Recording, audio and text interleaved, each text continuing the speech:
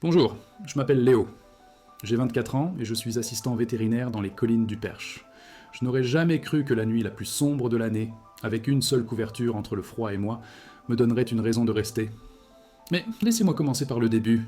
Mon vrai bureau, ce n'est pas la petite pièce que je loue en ville, c'est la cabine de ma camionnette. Ça sent le désinfectant, le cuir usé de la mallette et le café froid du matin.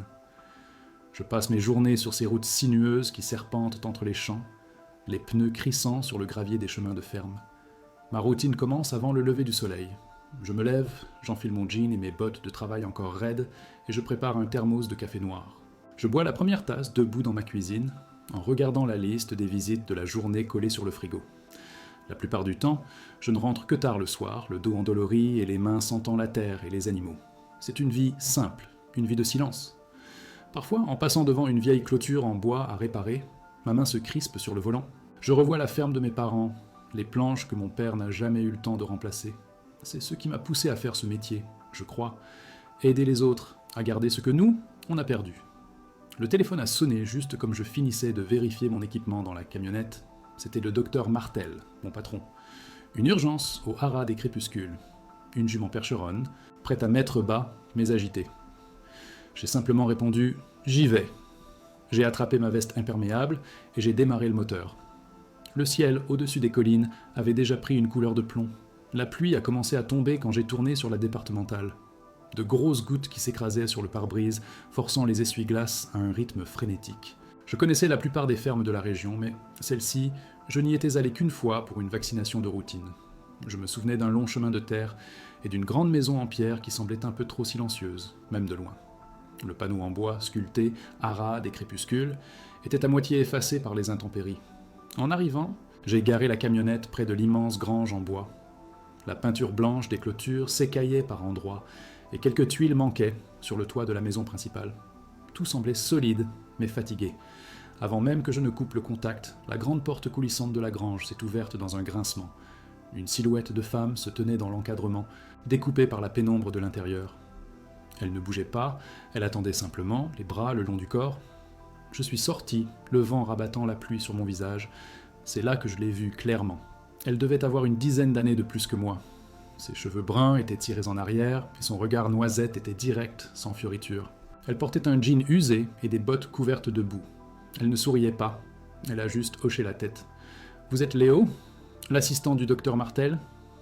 Sa voix était plus grave que ce à quoi je m'attendais, une voix habituée à donner des ordres aux chevaux et aux éléments. J'ai attrapé ma mallette sur le siège passager, et j'ai simplement hoché la tête en retour. Elle s'est écartée pour me laisser passer dans la grange. L'air à l'intérieur était chaud, chargé de l'odeur de paille fraîche, de cuir de sel et de cette odeur animale, rassurante. « C'est Isadora, par ici », a-t-elle dit en me montrant un grand box. Elle marchait d'un pas assuré, ses bottes s'enfonçant légèrement dans la terre battue du sol. Je l'ai suivie, observant la façon dont ses mains effleuraient le bois des stalles en passant. Je me suis agenouillé près de la jument, une magnifique percheronne à la robe grise. J'ai commencé mon examen, parlant à l'animal d'une voix basse. La femme est restée en retrait, les bras croisés, mais je sentais son regard sur mes mains, sur chacun de mes gestes. Elle ne posait aucune question inutile. Elle observait, jaugeait. À un moment, elle a levé les yeux vers une lucarne, son front se plissant légèrement en écoutant le vent qui forçait dehors. Ce simple geste avait l'air d'une habitude ancienne. Elle est agitée, mais les signes vitaux sont bons pour l'instant, ai-je dit en me relevant et en essuyant mes mains sur un chiffon. Je vais rester un peu, observer. Elle a juste acquiescé, son regard revenant de la tempête à la jument. Je m'appelle Hélène. Le nom est sorti simplement comme une information pratique. Alors nous sommes restés là, Léo et Hélène, dans le silence de l'écurie du haras des crépuscules, à attendre qu'une naissance et un orage décident de leur arrivée. Après cette nuit-là, la pluie a cessé, mais quelque chose était resté en suspens dans l'air, comme l'odeur de la terre mouillée après l'orage. Je suis retourné au haras des crépuscules 3 jours plus tard, officiellement pour vérifier l'état du poulain. Je me suis garé au même endroit. Le soleil rendait les flaques de boue brillantes. Hélène était dans le paddock, brossant la jument d'un geste lent et régulier. Le poulain, encore maladroit, se tenait près d'elle. Elle a levé la tête en m'entendant approcher, plissant les yeux. Elle n'a pas souri. Elle a simplement hoché la tête et s'est écartée pour me laisser examiner le petit. J'ai fait mes vérifications, notant son poids et son tonus dans mon carnet. Ma main a tremblé un peu en écrivant. Je sentais son regard sur ma nuque, attentif. Quand j'ai fini, Je me suis relevé et j'ai rangé mon stylo dans la poche de ma chemise. « Il va bien, il est fort », ai-je dit. Elle a caressé l'encolure de la jument. Je sais, les semaines qui ont suivi, j'ai trouvé des excuses pour repasser. Une vaccination de rappel pour un autre cheval, déposer un produit que le docteur Martel avait commandé pour elle. Chaque fois, je la trouvais en plein travail. Les manches retroussées, une mèche de cheveux collée à son front par la sueur. Elle ne s'arrêtait jamais. Je la regardais réparer une clôture ou transporter de lourds seaux d'eau, et je restais là, les mains dans les poches, ne sachant pas quoi dire pour ne pas paraître inutile. Un après-midi, en l'attendant dans la grande grange, mes yeux se sont posés sur une étagère poussiéreuse. Le vieux lampiote à pétrole était là, son verre noirci par la suie de cette nuit-là.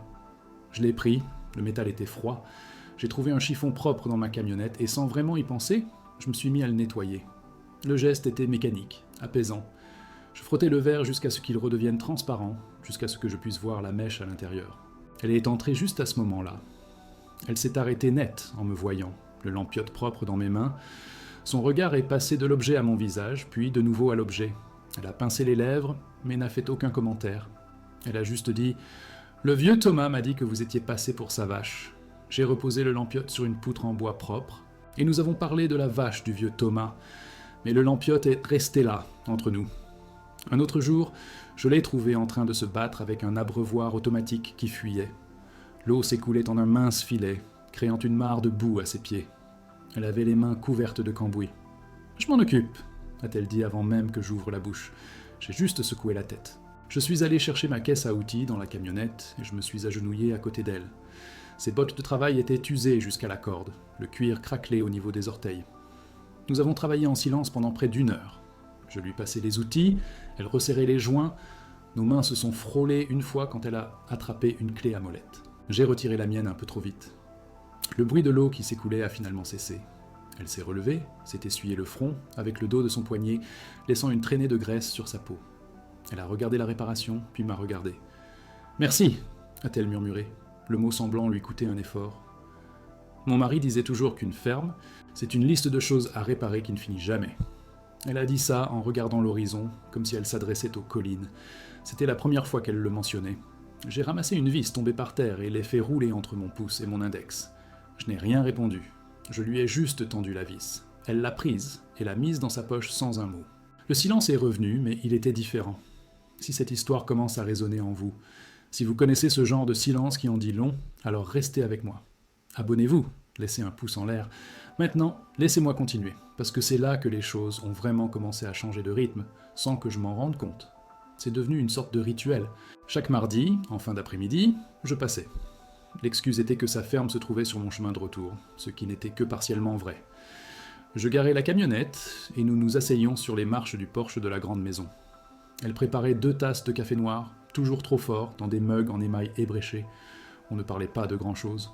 Le temps, le prix du foin, un cheval qui boitait. Pourtant, j'apprenais des choses. J'ai appris qu'elle détestait le vent d'Est parce qu'il rendait les chevaux nerveux. J'ai appris qu'elle connaissait le nom de chaque oiseau qui nichait dans les poutres de la grange. Elle, de son côté, a appris que je mangeais mes sandwichs trop vite et que je tapotais nerveusement le volant de ma voiture en écoutant la radio. Des détails inutiles qui commençaient à dessiner les contours de la personne assise à côté de moi. Je la regardais souvent quand elle ne faisait pas attention. Je regardais ses mains, fortes et calleuses, tenir délicatement sa tasse chaude. Je regardais la petite ride de concentration entre ses sourcils quand elle observait ses champs au loin. Une fois, elle a surpris mon regard. Je n'ai pas détourné les yeux assez vite. Elle a juste haussé un sourcil, et j'ai senti le sang me monter aux joues. J'ai alors fixé un point imaginaire sur la clôture d'en face. Un mardi, je lui ai apporté une petite boîte. À l'intérieur, il y avait un jeu de charnières en fer forgé. Elle m'avait dit, des semaines auparavant, que celle de la porte de la sellerie était rouillée, et qu'elle n'en trouvait pas des pareilles en ville. J'avais passé des heures à les chercher sur Internet. Je lui ai tendu la boîte en marmonnant que j'étais tombé dessus par hasard. Elle l'a ouverte lentement. Ses doigts ont effleuré le métal froid des charnières neuves. Elle a relevé la tête. Son regard était différent. Il n'y avait plus la distance habituelle, juste une sorte de surprise brute. Elle n'a pas dit merci. Elle a simplement continué à me regarder, la boîte de charnières posée dans ses mains, comme si elle pesait une tonne. Elle a ouvert la bouche, puis l'a refermée. J'ai senti que je devais partir. J'ai commencé à me lever, à reculer sur les marches en gravier. J'étais presque arrivé à ma camionnette quand sa voix a retenti derrière moi. « Léo, Juste mon nom. Ce n'était ni une question, ni un ordre. C'était juste mon nom, suspendu dans l'air frais du soir. Je me suis retourné. Elle était toujours debout sur le porche, tenant la petite boîte contre sa poitrine. Le soleil couchant se reflétait sur le verre propre du lampiote que j'avais nettoyé, posé sur le rebord de la fenêtre, juste à côté d'elle. Nous sommes restés comme ça un long moment, la distance entre le porche et ma camionnette semblant s'étirer à l'infini. Le vent a fait grincer une vieille girouette sur le toit de la grange. C'était il y a 3 mois. 3 mois de visites hebdomadaires, de cafés silencieux et de clôtures réparées. Et avec ce seul mot, je savais que le prétexte de passer par hasard venait de prendre fin. Quelque chose d'autre commençait, et ça me faisait aussi peur que ça me donnait envie de rester. Le mardi suivant, je n'ai pas cherché d'excuses. J'ai garé la camionnette au même endroit, à la même heure. Elle était déjà sur le porche, 2 tasses fumantes posées sur la marche en bois à côté d'elle. Elle n'a rien dit quand je me suis assis. Elle m'a juste poussé une tasse du bout des doigts. Le café était toujours aussi fort. Je l'ai bu en regardant le poulain, maintenant plus assuré, galoper dans le pré d'à côté. Le silence entre nous n'était plus vide, il était juste. Là. Notre routine s'est installée comme ça, sans qu'on en parle. Les mardis étaient pour le café sur le porche. Les vendredis, je finissais ma tournée plus tôt et je venais l'aider. Réparer une gouttière, changer une ampoule dans le haut de la grange, trier de vieux outils. On travaillait côte à côte, nos gestes se synchronisant peu à peu. Je lui passais un marteau avant qu'elle ne le demande. Elle me tendait un seau juste au moment où j'en avais besoin. Un vendredi, alors qu'on remplaçait une planche pourrie sur le mur d'un box, elle s'est arrêtée, le marteau à la main. Elle a fixé le bois neuf. « C'est lui qui avait construit ce mur », a-t-elle dit doucement, sans me regarder. Il disait toujours qu'un bon mur doit pouvoir résister à un coup de sabot et à un coup de cœur. J'ai arrêté de visser, le bruit de la visseuse électrique s'est tu. Je suis resté là, à attendre, la main posée sur l'outil silencieux. Elle a tracé le grain du bois neuf avec son pouce. Le coup de cœur, je ne sais pas, mais le coup de sabot, ça a tenu. Elle a repris son travail, le bruit de son marteau sonnant clair et régulier dans la grange. Je n'ai posé aucune question. J'ai simplement repris ma visseuse et j'ai enfoncé la dernière vis dans la planche. Ce jour-là, elle m'avait donné un petit morceau de son histoire, aussi solide et brute que le bois entre nos mains. Les semaines sont devenues des mois. L'automne a cédé sa place au premier froid de l'hiver. La terre gelait sous nos pieds le matin, et notre souffle formait des nuages blancs dans l'air glacial de l'écurie. Un soir, le courant a encore sauté. Au lieu de s'inquiéter, elle a simplement allumé le vieux lampiote que j'avais nettoyé. Elle a posé la flamme vacillante sur une table dans la sellerie. L'odeur de pétrole chaud a rempli la petite pièce. Mon grand-père disait que cette lampe avait connu 2 guerres et au moins 10 hivers sans électricité, a-t-elle dit en s'asseyant sur un vieux banc en cuir. La lumière dorée adoucissait les angles de son visage, faisant danser des ombres dans le creux de ses joues. Je me suis assis en face d'elle, sur une selle posée sur un chevalet, et je l'ai regardée ajuster la mèche pour que la flamme soit plus vive. Le lampiote était devenu notre lumière. Parfois, elle parlait.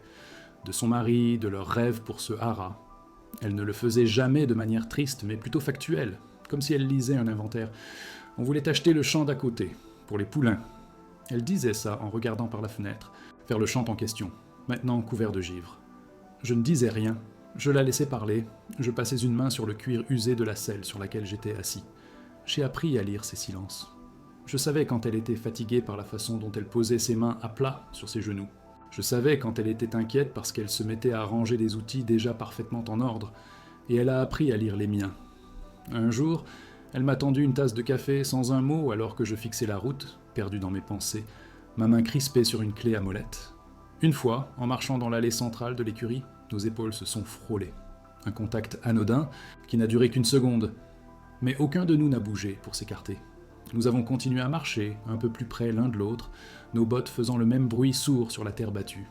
J'ai senti la chaleur de son bras à travers les couches de nos vêtements, et j'ai dû me forcer à respirer normalement. Parfois, le silence de cette ferme est plus lourd que le travail, a-t-elle avoué un soir. Alors que nous regardions la neige commencer à tomber à travers la grande porte ouverte de la grange, la lumière du lampiote projetait nos ombres allongées sur le sol couvert de paille, j'ai ramassé un brin de foin et je l'ai tourné entre mes doigts. Je n'ai pas offert de solution. Je suis juste resté là, à partager le poids de ce silence avec elle. Elle a commencé à me garder pour le dîner les vendredis. Des repas simples, une soupe chaude et du pain, mangés dans la grande cuisine rustique. La table en bois était immense pour nous deux.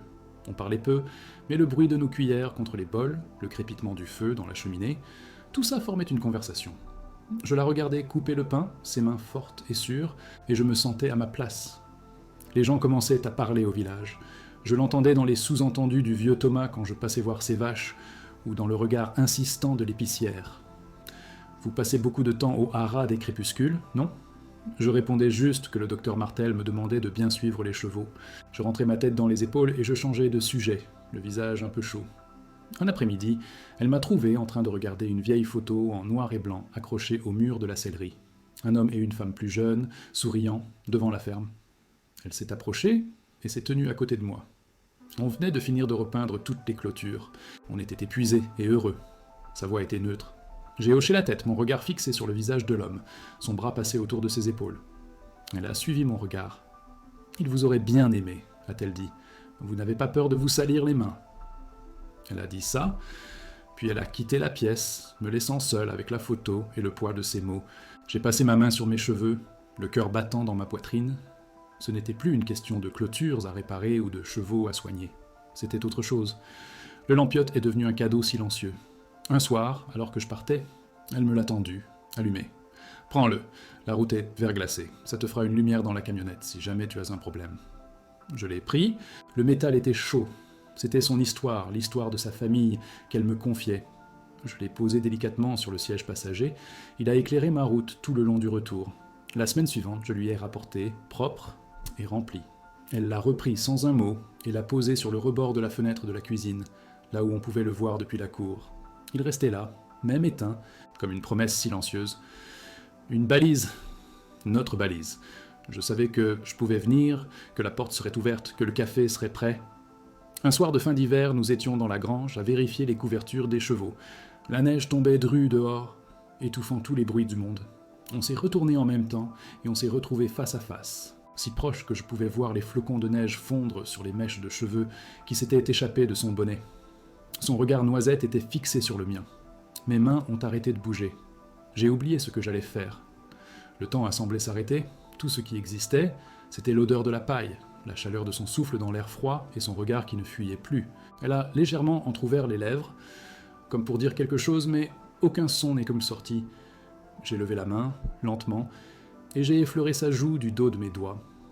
Elle n'a pas reculé. Elle a fermé les yeux et s'est légèrement appuyée contre ma main. C'était tout. Un contact à peine perceptible, mais qui contenait tous les mois de silence, de café partagé et de travail côte à côte. C'était le point le plus haut, le moment où tout semblait enfin possible, simple. Je ne savais pas encore que c'était aussi le calme, juste avant la tempête. Après 6 mois de mardi et de vendredi, j'avais pris ma décision. Je ne cherchais plus un endroit où m'ancrer. Je l'avais trouvé. J'allais refuser l'offre de poste que le docteur Martel m'avait transmise pour une grande clinique près de Paris. Je me suis garé ce soir-là, le cœur léger, prêt à lui dire, pas avec des mots, mais en continuant simplement à être là. Le lampiote brillait à la fenêtre de la cuisine, comme d'habitude. Mais cette nuit-là, en repartant, j'ai senti le gravier crisser sous mes pneus d'une manière différente. La décision était prise. Je n'allais pas partir à Paris. Je suis rentré en regardant dans le rétroviseur la lumière du lampiote à la fenêtre de la cuisine, qui diminuait jusqu'à n'être plus qu'un point chaud dans le noir. Pour la première fois depuis des années, je n'avais pas l'impression de fuir quelque chose, mais de rouler vers un endroit où je voulais être. Pourtant, le vendredi suivant, quelque chose s'était brisé. L'air était froid, et pas seulement à cause du vent d'hiver. Hélène était dans la cour, réparant une clôture avec une énergie féroce, plantant les piquets dans le sol gelé à grands coups de masse. Elle a à peine levé la tête quand je suis arrivé. Pas de café sur le porche. J'ai attrapé une pince dans ma caisse à outils, et je me suis approché, mais ses gestes étaient si saccadés qu'il n'y avait pas de place pour moi à côté d'elle. Elle a finalement laissé tomber la masse au sol dans un bruit sourd. Elle s'est essuyé le front d'un revers de main ganté et s'est tournée vers moi. « Le docteur Martel m'a appelé », a-t-elle dit, sa voix plate, sans aucune chaleur. « Il m'a dit pour le poste à Paris, celui que tu as refusé. » Elle a croisé les bras sur sa poitrine, un mur de laine et de méfiance. Mes mains se sont crispées sur la pince froide dans ma poche. « Tu gâches ta vie, Léo. » Les mots étaient durs, tranchants comme le vent. Cette ferme, c'est mon problème, pas le tien. Je n'ai pas besoin de la pitié d'un gamin qui joue au sauveur. Elle a fait un pas vers moi. Son regard noisette était devenu de la pierre. « Rends-toi service. Pars d'ici. Va construire quelque chose qui t'appartient. » J'ai ouvert la bouche pour protester, mais le son s'est coincé dans ma gorge. Je n'ai rien pu dire. Elle a interprété mon silence comme un aveu. Elle a secoué la tête. un petit geste de déception, puis m'a tourné le dos et est rentré dans la maison sans un regard en arrière. La porte s'est refermée dans un claquement sec qui a résonné dans toute la cour. Je suis resté là, seul, le bruit du vent dans les arbres nus pour seule compagnie. J'ai regardé mes bottes, couvertes de la boue de sa ferme, et je me suis senti comme un étranger. Les jours qui ont suivi ont été longs et vides. Je faisais mes tournées, je soignais les animaux, mais tout était mécanique. Chaque route de campagne me rappelait le chemin qui menait au haras des crépuscules. Je me surprenais à ralentir en passant devant, le cou tendu, avant de secouer la tête et d'appuyer sur l'accélérateur. Le soir, dans mon petit appartement, le silence était si épais que je pouvais presque le toucher. Je laissais la radio allumée juste pour ne pas l'entendre. Une semaine plus tard, je l'ai vue en ville, près de la coopérative agricole. Elle chargeait des sacs de grains à l'arrière de sa vieille camionnette, le dos courbé par l'effort. Nos regards se sont croisés par-dessus le toit d'une voiture. Une fraction de seconde, j'ai vu son visage se figer. Elle a hésité, puis elle a jeté le dernier sac dans la benne, a claqué la portière et a démarré en faisant crisser ses pneus. Je suis resté dans ma voiture, les mains serrées sur le volant, la regardant disparaître au coin de la rue. Cette nuit-là, je n'ai pas dormi. J'ai fini par prendre mes clés et rouler sans but, les phares balayant les champs endormis. Sans surprise, je me suis retrouvé sur la colline qui surplombait sa ferme. Tout était sombre, aucune lumière ne filtrait des fenêtres. Même celle de la cuisine, où le lampiote se tenait parfois comme une sentinelle, était un rectangle noir. Cette absence de lumière était pire qu'une porte fermée. C'était un point final. Je suis sorti de la camionnette, l'air glacial me mordant le visage. J'ai fouillé dans ma poche et j'en ai sorti un vieux clou de ferronnerie tordu que j'avais ramassé dans sa grange des semaines plus tôt. Je l'ai fait rouler entre mes doigts, gelés. Je comprenais sa peur. C'était la peur de s'attacher à quelque chose qui pouvait être perdu. C'était plus facile de repousser les gens que de risquer de les voir partir. Mon père avait fait la même chose, mais avec des silences. J'ai serré le clou dans mon poing jusqu'à ce que le métal me fasse mal à la paume. Mais elle n'était pas en train de perdre sa ferme, et je n'étais pas sur le point de partir. Je suis remonté dans ma camionnette, non pas pour faire demi-tour, mais pour descendre cette colline. Je ne savais pas ce que j'allais lui dire, ni même si elle m'ouvrirait sa porte. Mais je savais que je ne pouvais pas la laisser transformer notre histoire en une simple question de pitié. Ce n'en était pas une. J'ai garé la camionnette au pied du chemin, le moteur s'est tu dans un dernier soupir. Le silence qui a suivi était total, seulement brisé par le sifflement du vent dans les branches nues. J'ai serré le vieux clou tordu dans ma main, le métal froid contre ma paume, et je suis sorti. Chaque pas sur le gravier gelé résonnait comme un coup de marteau. La maison était une masse sombre, sans une seule lueur de vie. Je suis monté sur le porche et j'ai levé la main. Mon poing a heurté le bois de la porte. Le son m'a paru assourdissant. J'ai attendu, mon souffle formant un nuage blanc devant mon visage. Rien, juste le grincement lointain d'une branche. J'ai rajusté mon col et j'ai frappé à nouveau, plus fort cette fois, un rythme déterminé. La tente s'est étirée et j'ai commencé à sentir le froid s'infiltrer à travers ma veste. J'ai baissé la main, prêt à faire demi-tour, quand j'ai entendu un verrou grincer de l'autre côté. La porte s'est entr'ouverte sur une fente de pénombre. Hélène était là, une simple silhouette découpée sur le noir de l'entrée. « Qu'est-ce que tu fais là, Léo ?» Sa voix était rauque, usée. Elle n'a pas bougé pour me laisser entrer. J'ai ouvert ma main et lui ai montré le clou rouillé, posé dans ma paume comme une sorte d'offrande silencieuse. Son regard a glissé de mon visage à ma main, puis est remonté. Elle a soupiré, un son las, et a finalement tiré la porte. « Tu es complètement gelé. Entre !» Elle m'a tourné le dos et s'est dirigée vers la cuisine sans un mot de plus. J'ai franchi le seuil, refermant la porte derrière moi et plongeant la maison dans une obscurité presque complète. L'air à l'intérieur était immobile et froid, imprégné d'une odeur de cendre et de solitude. Je l'ai suivie, mes bottes résonnant doucement sur le plancher. Elle s'est arrêtée près de l'évier, me tournant toujours le dos. « Tu n'aurais pas dû revenir. Je pensais avoir été clair. » Sa voix était plate. Je me suis approché de la grande table, en bois, et j'y ai déposé le clou tordu. Il a roulé un peu avant de s'immobiliser. Mes doigts étaient si raides que le geste était maladroit. Je les ai frottés l'un contre l'autre pour essayer de ramener un peu de chaleur, un peu de vie. « Tu as été clair, » ai-je répondu, ma voix plus basse que d'habitude. « Tu m'as dit de partir, mais tu ne m'as pas dit pourquoi tu avais peur que je reste. » Elle a croisé les bras sur sa poitrine, un mur familier. Même dans l'obscurité, je pouvais voir ses épaules se raidir. Elle n'a rien dit. Mais le silence était une réponse en soi. J'ai fait le tour de la table, me rapprochant un peu. « Cette ferme n'est pas ton problème, Hélène. C'est chez toi ?» Mes yeux se sont habitués à la pénombre, reconnaissant les contours des chaises, le profil de la vieille cuisinière à bois. « Et tu n'as pas apporté tout ça toute seule. J'ai fait un pas de plus. Le bruit de mes bottes sur le bois a semblé briser quelque chose dans l'immobilité de la pièce. Elle a enfin bougé, se tournant lentement pour me faire face. « Et tu crois que tu vas m'aider » Ces mots étaient durs, mais sa voix a légèrement tremblé. « Tu es trop jeune pour être enchaîné ici, Léo. Cette terre n'est pas ta lutte. Tu n'as pas signé pour ça. » Ses yeux brillaient faiblement dans la lumière de la lune qui filtrait par la fenêtre. C'était sa dernière défense, la plus haute muraille qu'elle pouvait ériger entre nous. Je n'ai pas reculé, j'ai secoué la tête. Mon regard a balayé la pièce, s'attardant sur le lampiote à pétrole, froid et silencieux sur le rebord de la fenêtre. « Je ne reste pas pour te sauver, Hélène. » J'ai fait une pause, attendant que son regard croise le mien dans le noir. « Je reste parce que c'est ici que je me sens enfin à la maison. » Les mots étaient sortis, simples et vrais, et ils ont rempli tout l'espace entre nous. Son souffle s'est bloqué dans sa gorge, un son minuscule, presque imperceptible, mais je l'ai entendu. Ses bras sont retombés le long de son corps, ses mains se sont ouvertes. Elle a détourné les yeux, fixant un point invisible sur le sol. Le silence qui a suivi était différent. Il n'était plus hostile. Il était plein de tout ce que nous n'avions pas dit pendant des mois. Elle a finalement relevé la tête, son expression changée. Elle s'est dirigée vers un vieux coffre en bois dans un coin de la pièce. Elle s'est accroupie et en a sorti une couverture de laine, pliée. La même. Elle s'est relevée et s'est approchée de moi. Elle n'a pas essayé de me la donner. Elle l'a juste tenue entre nous deux. Son regard était direct, sans défense. « On n'a qu'une seule couverture », a-t-elle murmuré, sa voix à peine audible. « C'est toi qui vois. » Je n'ai pas hésité. J'ai avancé, comblant la distance qui nous séparait. Au lieu de prendre la couverture, j'ai pris ses mains qui la tenaient. La laine rêche a gratté mes paumes. J'ai senti ses doigts trembler dans les miens. Je l'ai doucement tiré vers moi, jusqu'à ce que nos corps se touchent, jusqu'à ce que je sente la chaleur de son souffle sur mon cou. Le monde extérieur, le vent, le froid, tout a disparu. D'une main, sans la lâcher, j'ai déplié la lourde couverture et je l'ai drapée sur nos deux épaules, nous enfermant dans un cocon de chaleur et de silence. L'odeur familière de la laine, de la paille et d'Hélène m'a enveloppé. Elle a laissé échapper un long soupir tremblant et a posé son front contre ma poitrine.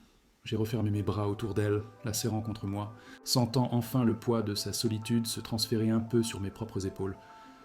Nous sommes restés ainsi, immobiles, au milieu de la cuisine sombre, pendant ce qui a semblé une éternité. La décision avait été prise, sans un mot de plus.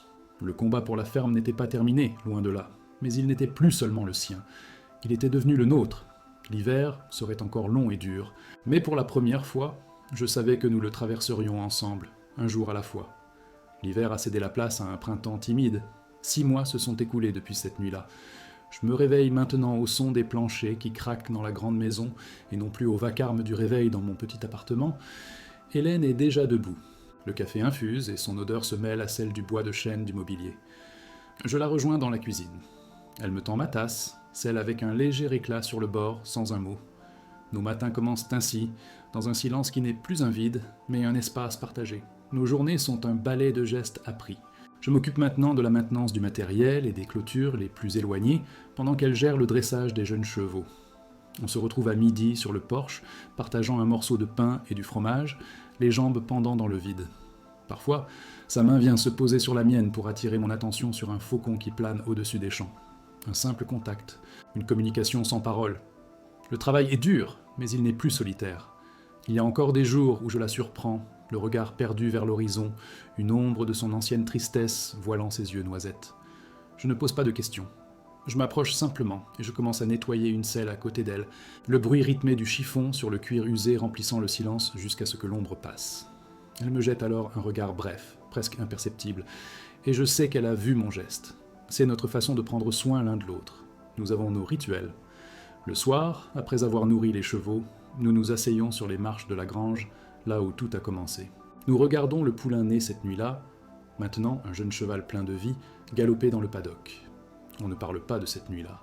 On n'en a pas besoin. Sa présence vivante, qui court sous le ciel du crépuscule, est un rappel suffisant de ce que nous avons traversé, de ce que nous avons bâti dans l'obscurité. L'autre jour, en rangeant mes vieilles affaires vétérinaires dans une armoire de la sellerie, je suis tombé sur ma veste de l'époque. Elle sentait encore le désinfectant et la solitude des routes de campagne. Mes mains, maintenant calleuses et marquées par le fil de fer barbelé et le bois brut, ont semblé étrangères en la touchant. J'ai quitté une vie pour en trouver une autre, ici. J'ai cessé de soigner les fermes des autres pour aider à reconstruire la nôtre. Parfois, en passant devant le box d'Isadora, je me souviens de l'épuisement, du froid, du moment où tout semblait si fragile. Hélène s'arrête parfois avec moi. Nous regardons la jument, maintenant paisible, et un sourire se dessine au coin de ses lèvres. C'est une cicatrice que nous partageons, mais une belle cicatrice. Une qui nous rappelle que même dans les nuits les plus sombres, quelque chose de fort et de nouveau peut naître. Le vieux lampiote à pétrole a trouvé sa place. Il n'est plus sur une étagère poussiéreuse, ni sur le rebord de la fenêtre de la cuisine. Il est posé sur le manteau de la grande cheminée du salon, son laiton poli brillant à la lumière du feu. Nous ne l'allumons que rarement, mais sa présence est une encre. Il nous rappelle que la plus petite flamme peut suffire à traverser la plus violente des tempêtes, tant qu'on est deux pour la protéger du vent. La terre se réveille. Bientôt, il faudra réparer les dégâts de l'hiver, préparer les champs. Le travail ne s'arrête jamais vraiment ici. Mais ce soir, en regardant Hélène s'endormir à mes côtés, le visage apaisé, je sais que je ne suis plus un assistant de passage ou un étranger offrant son aide. J'ai trouvé ma place. Le haras des crépuscules n'est plus seulement son histoire, c'est devenu notre foyer, une saison à la fois.